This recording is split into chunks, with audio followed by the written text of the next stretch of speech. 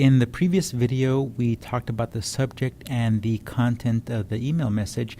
And in the content of this email message, we've let them know that we're attaching an Excel file for them to see the attendance list and the agenda for the training. So in this video, we're going to go ahead and look at attaching a file.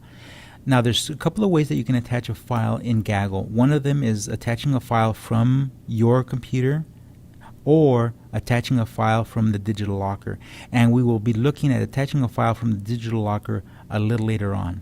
So for the meantime, let's go ahead and attach a file that we have saved onto our local computer. To do that, you're going to come up here and click on this button that's got a little paper clip icon here and reads attach. Click on that button there, and what it will do is it will open up this dialog box right here, and the dialog box will represent all the contents that are available on your computer. So here I see that I am taken to my desktop on my computer, and which is exactly where I have the files that I want to send to them or attach. And here they are. I have this one here called attendance list and agenda, and you can see it's an Excel file. And I also have one down here which is saved in a newer version of Microsoft Excel, which would be for Office 2011 or 2010. Now, why do I have two files here?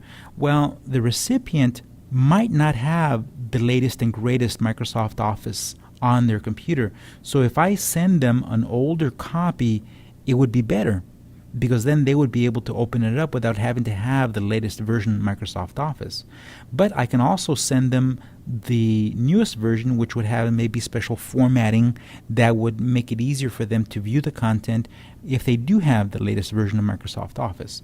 So it's always a good idea to think about the recipient whenever you're going to send an attachment, and remember that they might not have the latest, greatest piece of software that you have, so make sure that you accommodate their needs and provide a file that is easily opened by them, even if they do have an older system.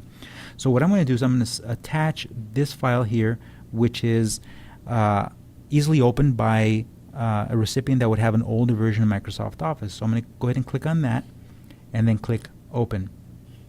And what that's going to do is it's going to attach it here, and you'll see attendance list and agenda.xls. It tells me the file size here, and it tells me that this here is now attached to this email message. Now if I wanted to, I can go ahead and attach the other one also, which is in the newer version of Microsoft Office, and they will both be attached here, and I can attach as many files as I like.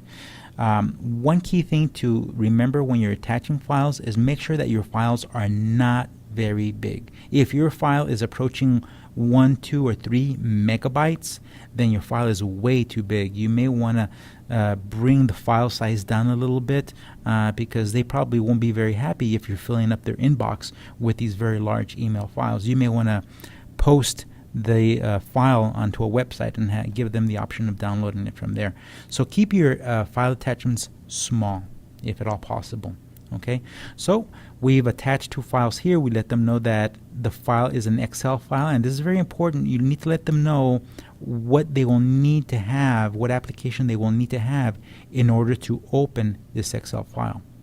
Okay, one last thing before we take off here is if you decide not to include one of the attachments, if I decided, you know what, I think the old version is good enough, they don't need to have the new version here too, I can just click on the remove link here, and it will remove that file from the attachments list, and it won't be sent to them.